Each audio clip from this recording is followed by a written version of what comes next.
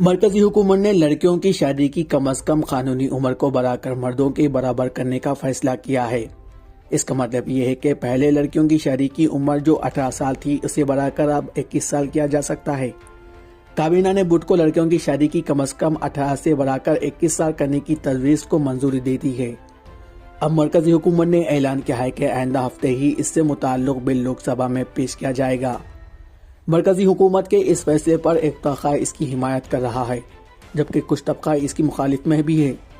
Samajwadi party के रुकने parliament Shafiqur Rahman बख्श ने ANI से बात करते हुए कहा कि हिंदुस्तान एक गरीब मुल्क है और हर कोई बाप अपनी बेटी की कम उम्र में शादी करना चाहता है।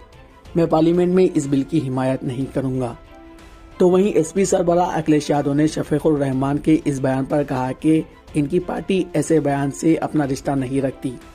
हम खवातीन की तरक्की के लिए काम करते हैं।